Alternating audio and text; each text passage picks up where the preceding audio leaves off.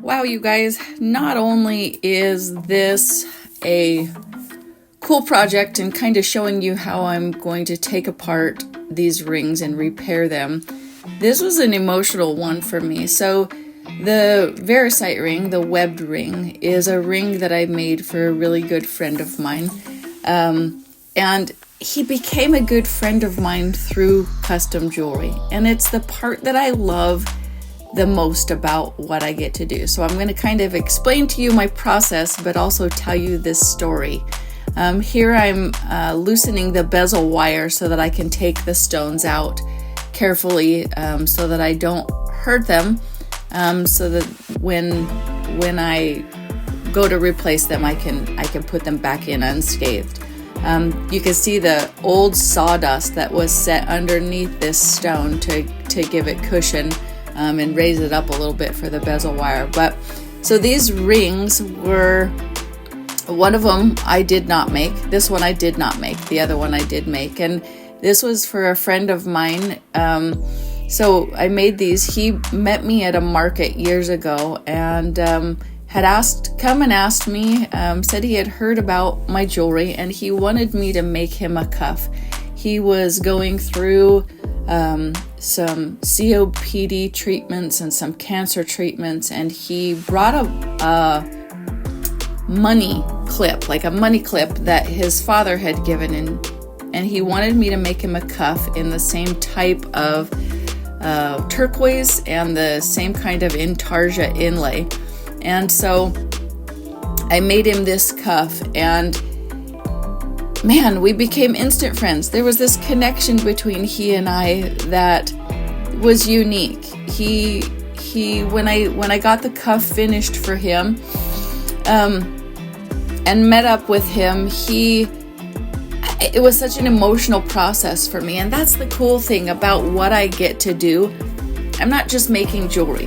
This isn't just about making jewelry and just about making money.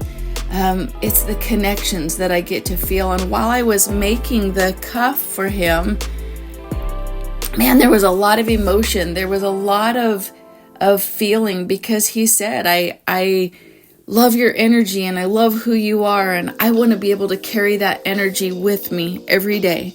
And so as I got done and I got to meet up with him and give him this cuff, we had this bond, this connection that was created by the jewelry that I got to make for him. And I've made multiple pieces. And then this ring that I'm repairing was another ring that I got to do. His brother, who I've also done jewelry for, reached out to me 1 year before Christmas and said, hey, we're from the Snowville, Utah area. I want Snowville Vericite rings for me and my brothers for Christmas. And so I did all of these rings to match for them. And when I did this one for my friend Luke, he was funny because we knew each other well enough at this point, and he came to me and he's like, the ring's really cool, but you've got to fix it for me. And I was like, well, why? He's like, because I can't put my hand in my pocket. And so I reshaped the stone and redid the ring to this ring. However, in this process that I'm doing, where I was sizing up these rings, my friend Luke passed.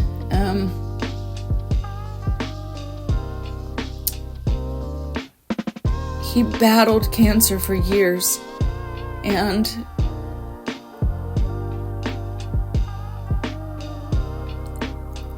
he gained his wings, and he no longer had to suffer in this life, which I'm grateful for, but I miss him. But his son brought me these rings and said, hey, I want to wear these rings. I want to wear my dad's rings, but I have sausage fingers. So I need you to make these bigger for me. I need you to size these up. So not only in this process did I make these rings bigger, but man, it was an emotional journey. It was an emotional journey of years of a friendship that I had created. And so you guys, this is such a special process for me. It is creation and friendships that become something incredible sometimes. There are other people who I have done multiple pieces for over and over, and I get to create these emotional bonds and friendships with people. And this ring right here, this is Snowville Veracite, and it's this super webby, beautiful piece. And so now I got to take my friend's ring and create it for his son to wear and cherish, so it becomes a generational heirloom that gets to be passed down from one person to the next and worn and loved, and the love of my creation and what I get to do. I hope that you feel that when you wear my pieces, because truly my heart and soul goes into these. Joe, who edits these videos for me, laughed because I also listen to a lot of music while I do these, and he was like, I loved your voice singing, or your I feel like the guy that goes in the car and they do the videos with the and it was of my humps my hump. Anyway, I was like, you're not supposed to listen to me singing while I work. But the process can be grueling. It can be so satisfying, being so careful to take something apart and put it back together and make it so that it can be loved and worn and shared. And Veracite can be tricky to work with, just like turquoise, because the stone is soft, and so you have to be really careful removing it, putting it back in, making sure everything is just right as you adjust things. And it is a labor of love for sure. I used to hate when people would come to me and ask me to take out stones and resize things, because I used to get so nervous in doing that, because there's always the risk of the stone breaking. And I have to say though, I have gotten better at it and less nervous about it, which is good, because it can be such a special thing for somebody when they get to have a piece that was somebody else's that now gets to become theirs. I'm putting sawdust back in because this one, the stone was not as tall as the bezel was tall. So if I didn't put this sawdust under the stone, the bezel would have wrapped too far over the top of this stone, making it so that it didn't look right. You want that bezel to be the perfect height of just covering and wrapping around the stone to hold it in place, but not folding so far over that it looks funny. I don't like that at all. And believe me, I've taken some apart where that's the case, and you have a lot of adjusting to do. So just kind of moving around the sawdust and evening out so that it makes a really good base that's even all the way across, that it's not higher on one side and lower on the other. And then I'm kind of tamping it down to make sure that it's sturdy and in place. And now I'm going to sit my stone in, make sure that my height is the proper height, and then re-push the bezel wire around the stone to make sure that everything is good.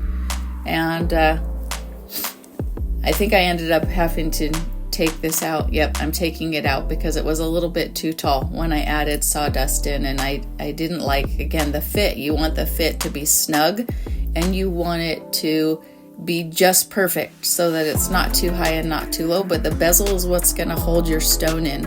I've repaired a lot of rings for people that they've made at some of those one day you go in and make your jewelry, where whoever was teaching the class didn't give them bezel that was high enough to hold the stone in, and so their stone just pops out. And so it's a process. It's a process of making sure all the components are right and all the things are correct. And this ring was beautiful because it was one that he had.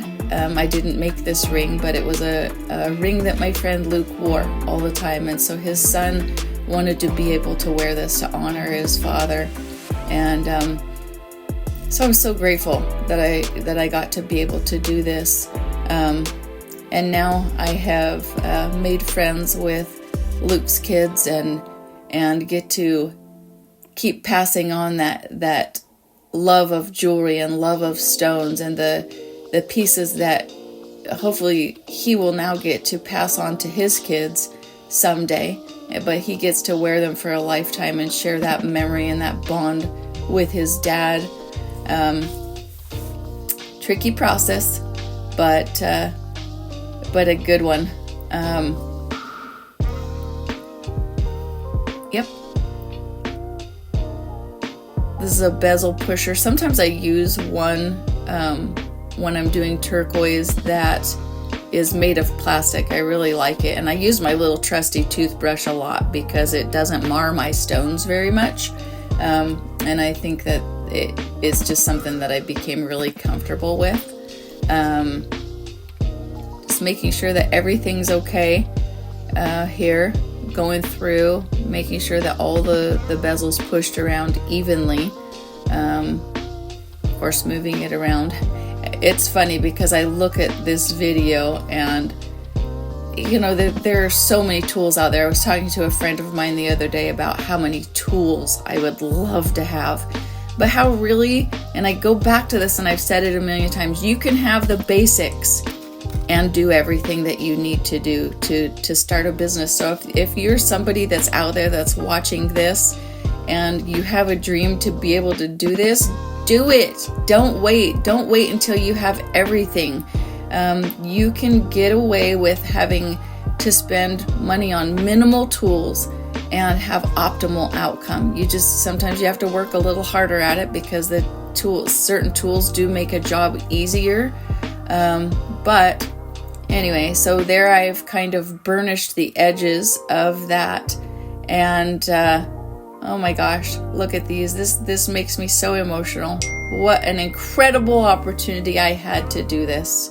So lucky.